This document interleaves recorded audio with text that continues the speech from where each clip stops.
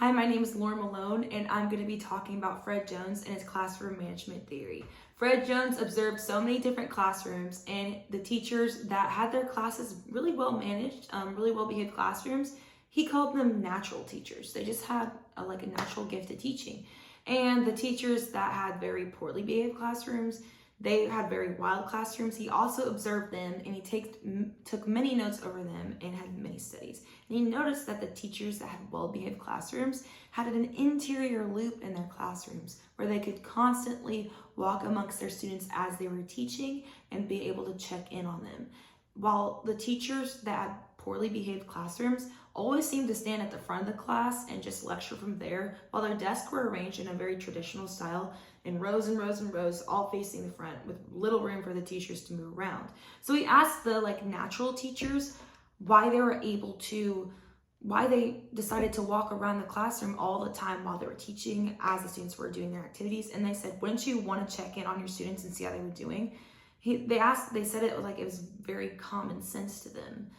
Don't you want to check in on your students? And it was because they were so concerned all the time about checking in on their students that the good behavior of their class was just a byproduct of their concern. Which I would love to implement in my classroom, creating a desk arrangement for there to be an interior loop so I can always be checking in on my students. He was also really big on controlling the classroom through body language. These teachers these natural teachers, they were able to stop bad behavior by just calmly but firmly facing a student, making eye contact with a student, or walking towards the student. Usually the behavior would stop. Whereas the very wild, crazy classes, those teachers were constantly nagging, but nothing was being changed. He asked the natural teachers how they were able to have such a big impact just from their body language. And these teachers said that they learned after teaching for many years that on the very first day, they had to give very clear expectations and put their foot down because they knew that if they didn't, and this had happened before, that they would never have a grip on their classroom. So I would love to have very clear expectations on the first day and put my foot down so I can be able to hold my students accountable and use my body language as a form of classroom management.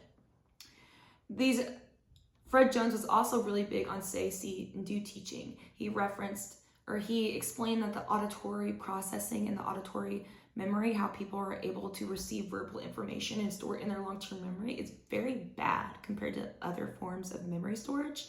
And beforehand, in the olden days, teachers would just do input, input, input, input, give all this information verbally to students, expect them to perform. However, the students performed very badly. Everybody's hand would go up at the end of instruction. The teachers would go to the students, spend 5 minutes re-explaining the whole lesson to each student individually, while all the students were waiting to be helped by the teacher with their hand raised, and nothing was really getting done. It was very inefficient. Whereas he's really big on teaching in increments. The natural teachers seem to always teach the instructions and then check on their students to make sure they did the first step, the activity, before they went on to the next step. And this way they made sure everybody was following it, and they checked in on every student, but the memory was able to be stored better by not overloading the input with verbal information. He was also big on see, say, and do teaching. That also included always having a visual reference up on the board for students to reference if they needed help with their problems, because the verbal information for long storage was so hard, but visual was so much better usually, that he always recommended having visual instructions on the board at all times. He was also really big on positive reinforcement through preferred active time, and this ties into the social emotional learning that is being developed at this time. Using a preferred activity time as a form of positive reinforcement is teaching the students how to use time management and teaching the students responsibility. Instead of just getting bonus points or extra credit or something, they're actually having to work faster and harder to have more time to spend learning, which is really another lesson in itself. So I could totally see myself myself doing an incentive. So an example of this incentive, he used a science example, which I would definitely use, is, okay, students, work really hard, work really fast. If y'all really hustle and get this done today, at the end of class, we can do a fun Kahoot that reviews the information. Then the students would be encouraged to work hard, get their work done, so they could do more work at the end, but fun work. And this teaches them time management. So much of his classroom management theory, a lot of it was preventative. Just by walking around the classroom, you can prevent poor behavior from happening.